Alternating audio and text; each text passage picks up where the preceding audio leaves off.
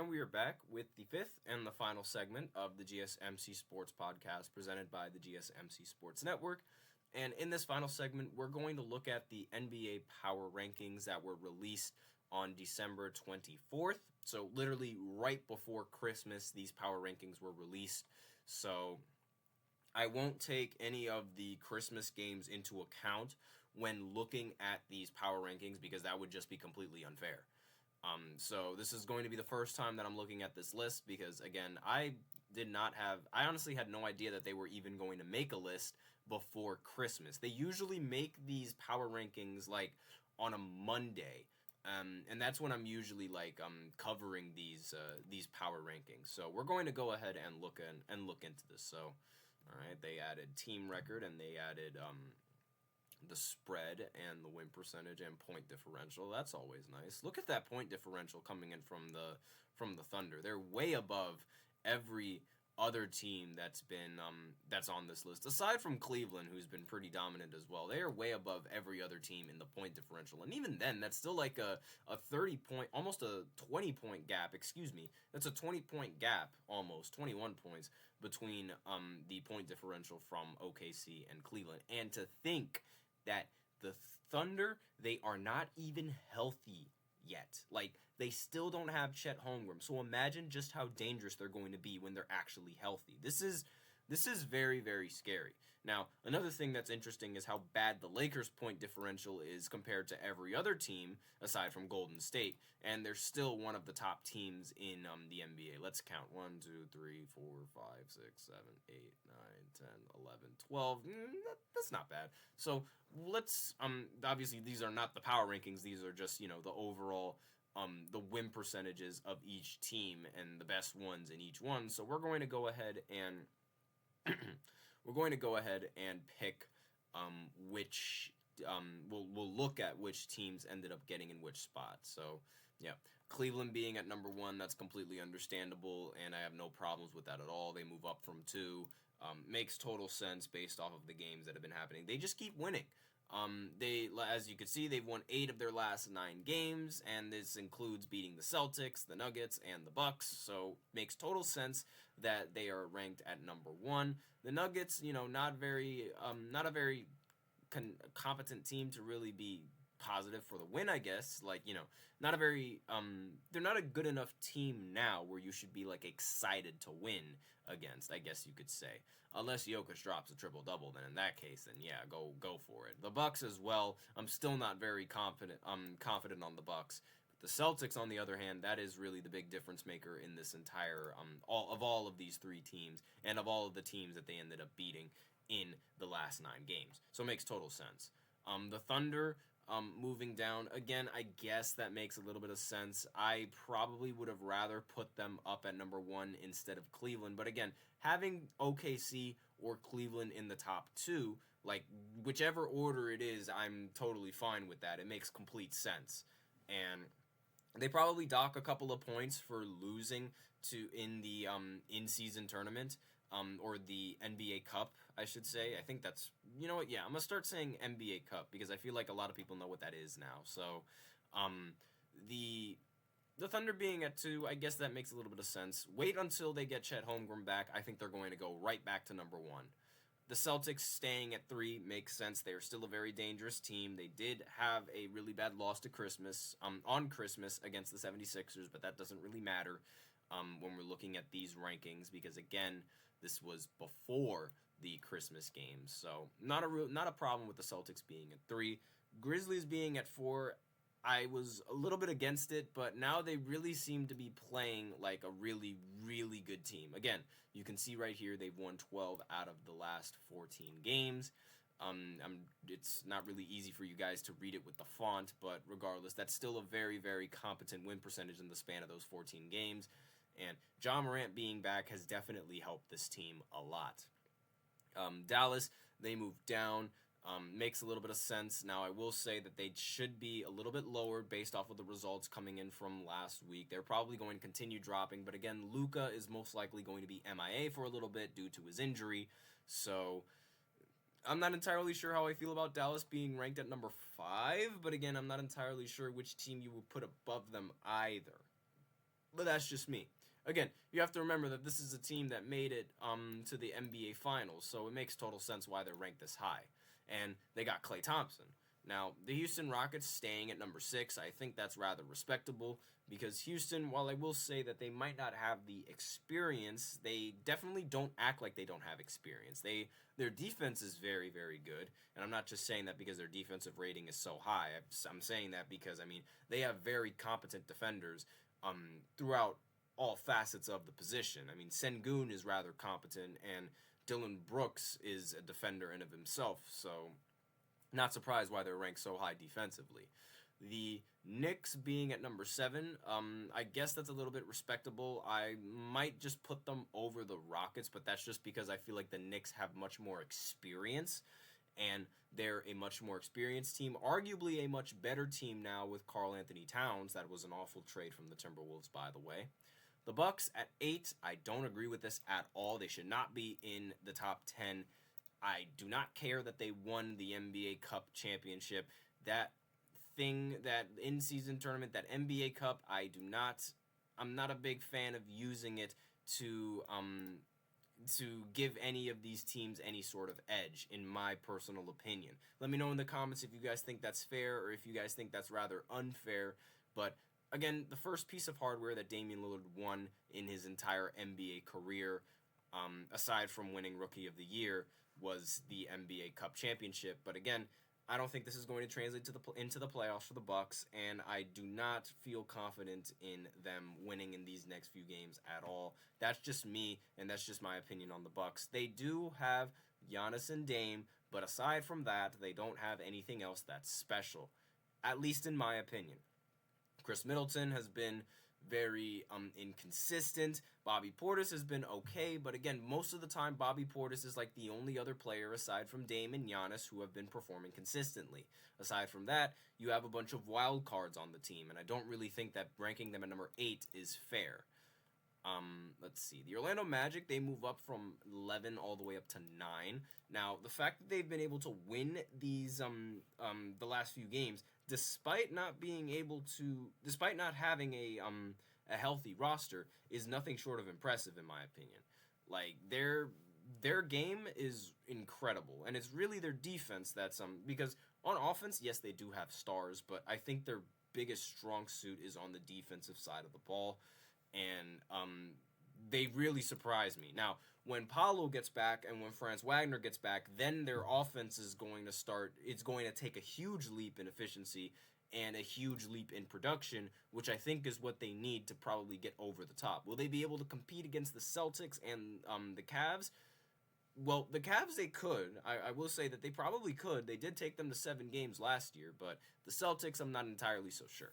Now, the Nuggets being ranked up at number 10, again, I'm not entirely sure about that, but you have Jokic on the team, so while they are ranked at 10, there aren't really that many teams that I could confidently put over them, so I guess that makes a little bit of sense. Warriors moving up from 13 to 11, I don't agree with that at all.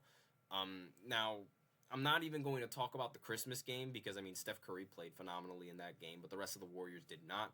But even without that Christmas game, that is still going to be a common trend for the Warriors. Like, for the most part, most of their wins came in the beginning of the season, and for the rest of the season, they've just been lacking. I do not agree with this ranking at all. Since this ranking came out, they lost the last 2 games.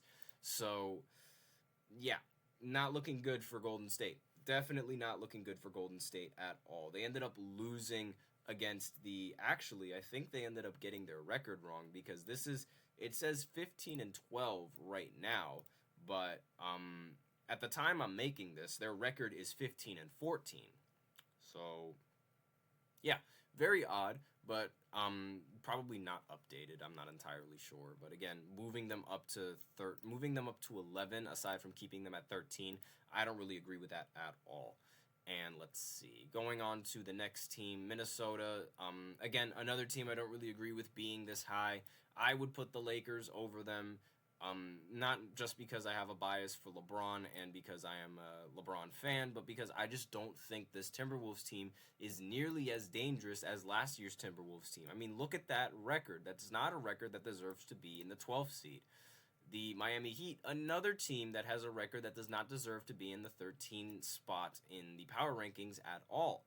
And they dropped to 10. They dropped from 10 to 13, which is a start, I guess, but they should be dropped way lower. Now, where are the Lakers? I still haven't seen the Lakers. Now, the Clippers, they definitely should be a little bit higher, in my opinion, than they should be higher than the Timberwolves, and they should be higher than the Miami Heat. They've been a surprise, to say the least. And they don't even have Kawhi Leonard. So imagine if Kawhi, and it says here that Kawhi just might make his season debut this week. So imagine when they do end up getting them. When they do end up getting Kawhi. That's going to be something. The Lakers moving up to 15 after being dropped all the way down to 18.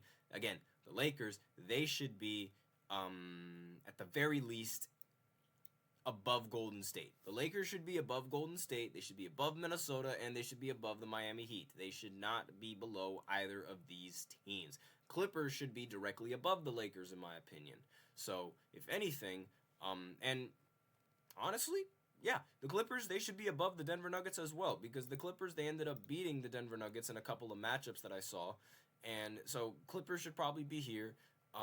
Directly under that should be Denver at 11, and then the Lakers should be under that, and then Minnesota should be under that, and then Miami Heat should be under that, and then the Warriors should be like around here, something like that.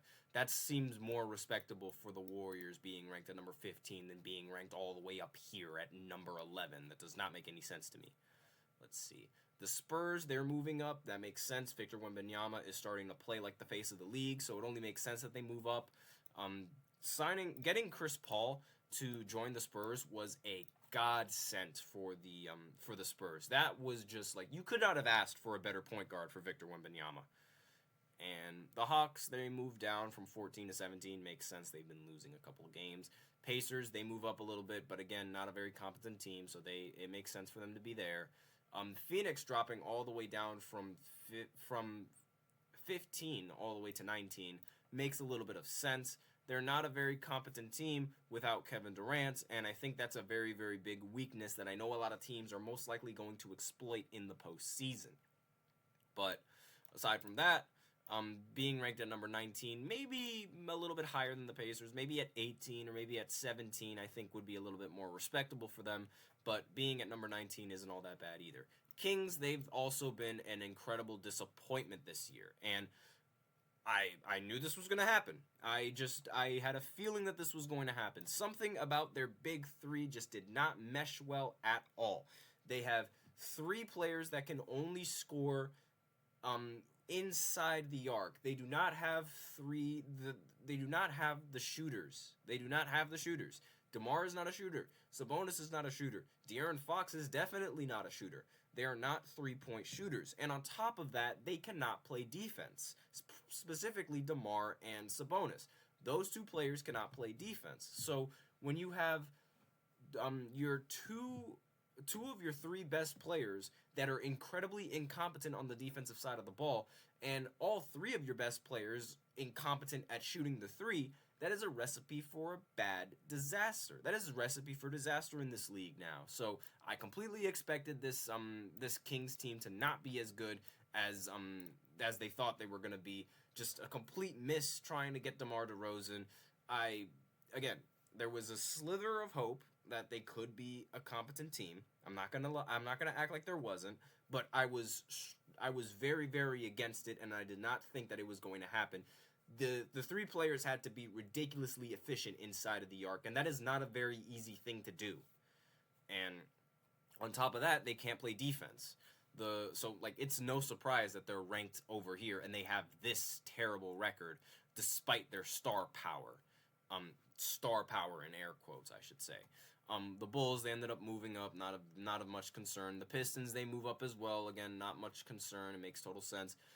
Philly moving down. They're probably going to move up after this Christmas game, but being at 23 is definitely a pretty good spot for them.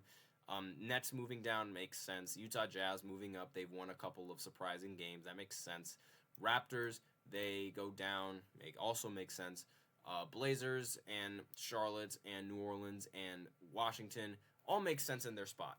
But for the most part, I don't really agree with this list. I don't agree with the Kings. I actually do agree with being ranked at number here. Maybe they should be a little bit lower. Phoenix should be a little bit higher. The Lakers should also be a little bit higher. Same with the Clippers. And the Warriors, they should be lower. So should the Timberwolves. And so should the Miami Heat. And so should the Denver Nuggets. But aside from that, solid. And the Bucks. I forgot about that. Should also be a little bit lower on this list. Let me know in the comments what you guys think of the power rankings. Do you think they got them right? Do you think they overrated some of the teams? I personally think they overrated some of the teams. Let me know what you guys think in the comments. But that's all that I have for this segment. That's it for the show. Thank you so much for tuning in to the GSMC Sports Podcast presented by the GSMC Sports Network. Your support means a lot to us, so remember to subscribe to the show, leave a positive review. It really does make a difference. We also invite you to follow us on Facebook, Twitter, TikTok, and Instagram for more content and updates. As usual, we love to hear what you guys have to say during the show, whether it's a hot take, whether it's a burning question, something you're dying to share. We're all ears. If you want your comment or question to get noticed, then you can use Super Chat. You click on the $ below the chat box. You can send in your comments and donations that way. Or you can use the link displayed below the ticker, gsmcpodcast.net, and you can send in your comments and donations that way as well. Helps the show, makes it much more interactive between myself and you guys. That's all that I have today on this podcast. Thank you so much for tuning in. I am your host, Nelson, and as always, take care.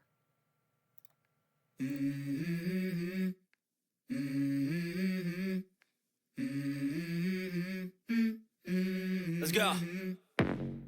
I wake up to a little bit of drool on my pillow, feel like it's gonna be a bad day. Yeah, I'm tired of shit, and the coffee ain't hit yet. Damn, ain't that great. I don't wanna go.